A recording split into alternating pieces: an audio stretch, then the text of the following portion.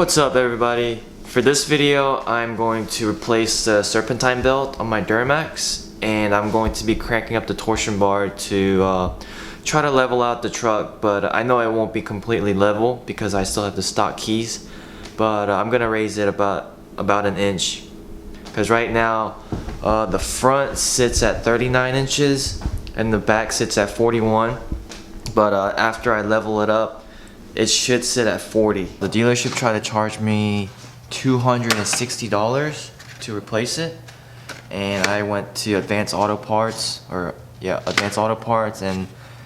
bought it for $40. All we need for this is to get a breaker bar to loosen the tension so you can remove the Serpentine belt.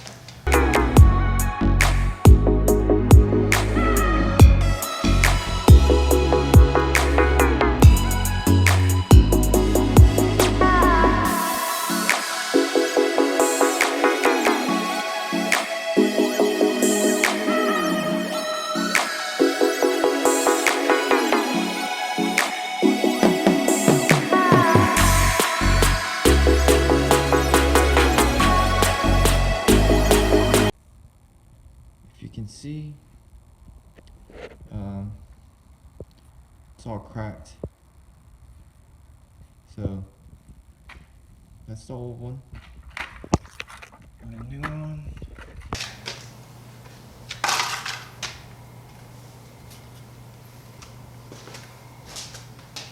What the heck?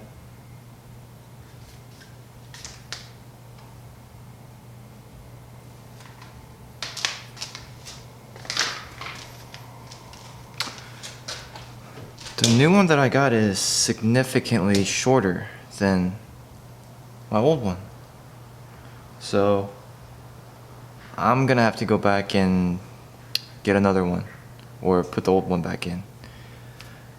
Crap. I'm not gonna go in detail on how I replaced the Serpentine belt because it was fairly simple. It was my first time doing it and all I had to do was follow the diagram, and I don't think it'd be a very entertaining video. If you want to know how to crank up the torsion bar, basically you look under the truck and it's right here. That is your torsion key, and all you have to do is twist that to the right and it'll raise the truck, and if you twist that to the left it'll lower the truck. Right now I maxed out on my torsion keys, so I cannot turn that to the right anymore.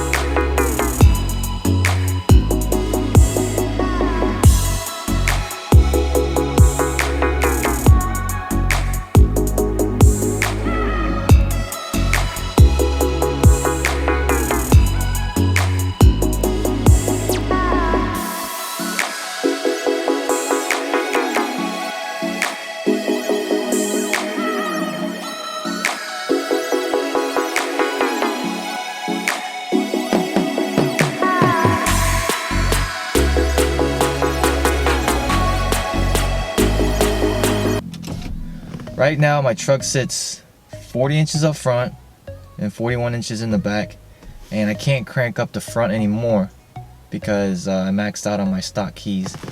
And in order to completely level the truck out, I would have to get leveling keys.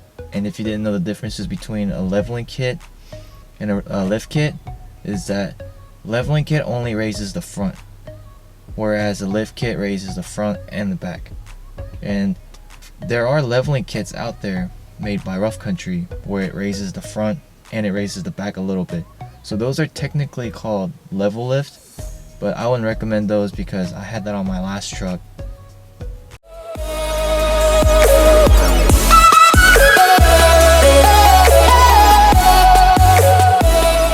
Actually, I didn't like it. I liked the way it looked. That was the only way I could fit my 33s at the time.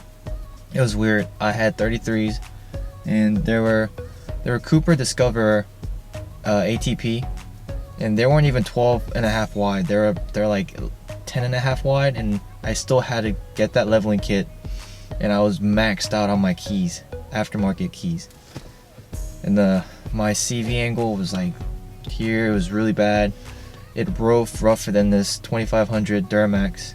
I wouldn't recommend it. So I had that leveling kit for a year before I got my lift kit. When it was time to get the lift kit, I had to replace the CV axles, upper control arms, lower control arms, which they included the ball joints. I didn't have to replace the upper control arms. I just had to replace the ball joints, but it's easier to replace the whole thing instead of just replacing the ball joints. So, and then I had to replace the torsion bars too, because supposedly that I had to replace the torsion bars because I guess something to do with how my keys were maxed out.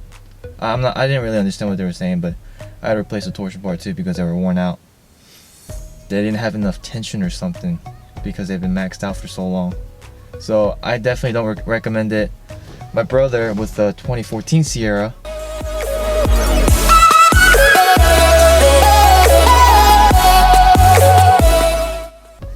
link right here, has that same 3.5 inch or 3 inch leveling lift kit by Rough Country, and he already had to replace his upper control arms. His truck is 3 years old now, but I mean, he had to replace his ball joints already. That just kind of shows the premature wear on your ball joints and your parts up front. So I don't recommend that lift kit or that leveling kit. At the time, I got it because that was the only way I could fit my 33s, and I was just ready for something new, and it was only like $300 after install. So I did it, but I wish I would have just saved my money and put it towards like exhaust or something else. So if you're in the market of getting that leveling kit, I wouldn't suggest it. I would suggest like a 4-inch lift or something, like a 4-inch suspension lift where it comes with a cross member, so it drops everything down so you have that factory angle.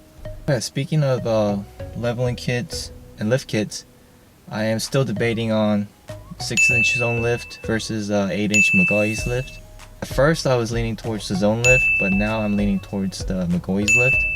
So if I get the 6-inch zone lift, I would get 35s. With 8-inch McGaughys lift, I would get 37s. Comment below and let me know what you think I should do. If I should get the 6-inch lift or 8-inch lift. So if it's your first time stopping by, please subscribe. I have plenty of mods coming up. I have mods and upgrades for this truck, as well as my brother's 2014 Sierra and 2017 Sierra Denali. I have tons and tons of modification videos coming up, so please subscribe. Please give this video a thumbs up and follow my Instagram right here, because I do my updates there and I try to interact with you guys on Instagram because I think it's easier. I'll be posting videos every Thursdays and Sundays from now on. So please subscribe and put your turn on your notification. So thanks for watching, and see you guys in my next video, which will be on Sunday.